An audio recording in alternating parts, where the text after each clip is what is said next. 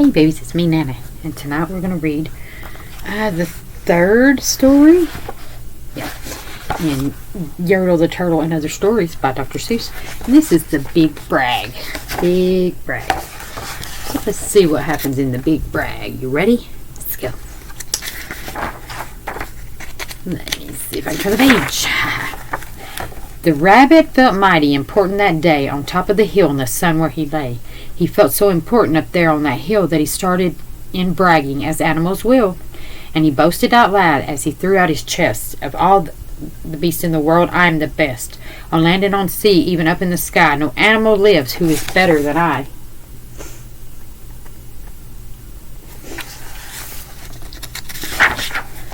"What's that?" growled a voice that was terribly gruff. "Now why do you say such ridiculous stuff?" The rabbit looked down and he saw a big bear.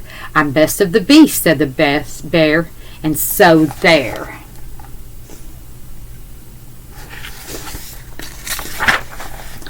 "You're not," snapped the rabbit. "I'm better than you." "Pooh," the bear snorted. "Again I say pooh.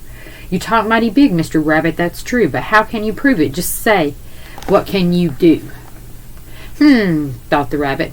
"Now what can I do?" He thought and he thought. Then he finally said, "Mr. Bear, do you see those two ears on my head? My ears are so keen and so sharp and so fine, no ears in the world can hear further than mine."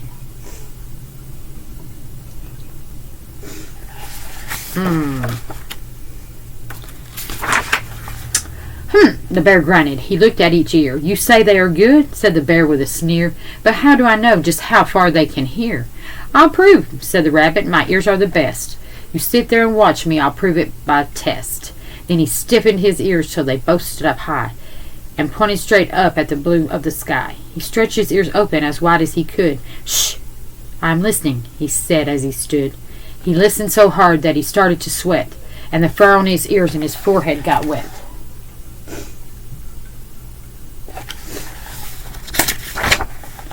For 7 long minutes he stood. Then he stirred.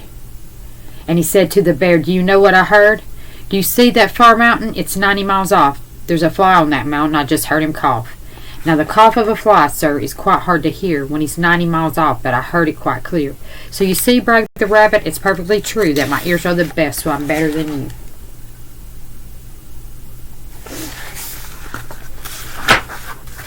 The bear for a moment just sulked as he sat, for he knew that his ears couldn't hear things like that.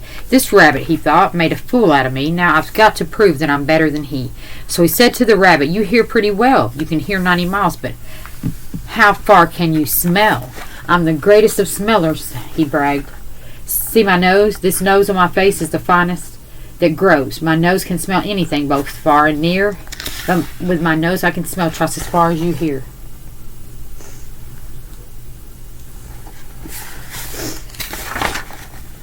"You can't," snapped the rabbit. "I can," growled the bear, and he stuck his big nose way up in the air. He wiggled that nose and he sniffed and he snuffed. He waggled that nose and he whiffed and he wuffed. For more than 10 minutes he sniffed, snaffed, and he snuffed. Then he said to the rabbit, "I've smelled far enough."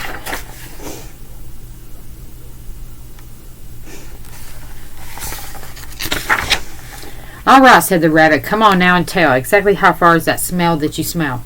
"Well, I'm smelling a very far smell," said the bear. "Always away past that fly on that mountain out there.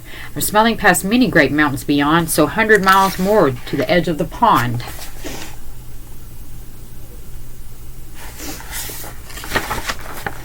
"And way, way out there by the pond you can't see is a very small farm. On the farm is a tree. On the tree is a branch. On the branch is a nest, a very small nest where 2 tiny eggs rest. 2 hummingbird eggs only half an inch long. But my nose," said the bear, "is so wonderfully strong. My nose is so good that I smelled without fail that the egg on the left is a little bit stale. And that is a thing that no rabbit can do. So you see," the bear boasted, "I'm better than you. My smeller's so keen that it just can't be beat." Now, "What's that?" called a voice from way down by his feet. The bear and the rabbit looked down at the sound, and they saw an old worm crawling out of the ground. "Now, boys," said the worm, "you've been bragging a lot. You both think you're great, but I think you are not. You're not half as good as a fellow like me. You hear and you smell, but how far can you see?" Now I'm here to prove to you, big boasting guys, take your nose and your ears aren't that your nose and your ears aren't as good as mine eyes.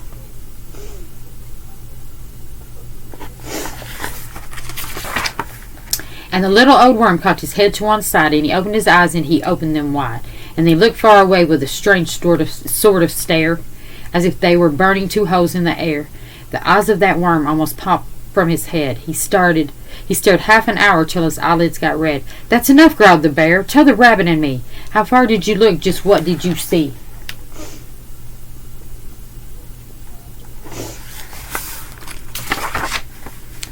"Well, boys," the worm answered, "that look that I took was a look that looked farther than you'll ever look.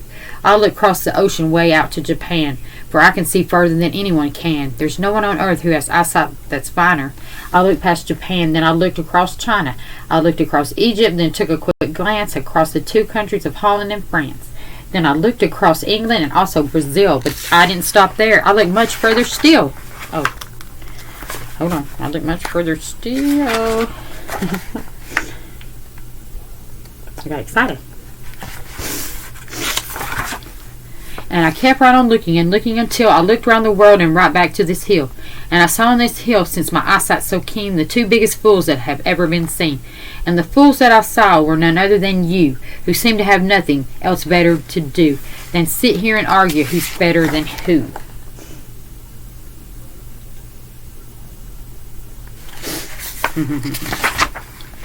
Then the little old worm gave his head a small jerk, and he dived in his hole and went back to his work. And that was the other stories by Dr. Seuss. And wasn't that awesome?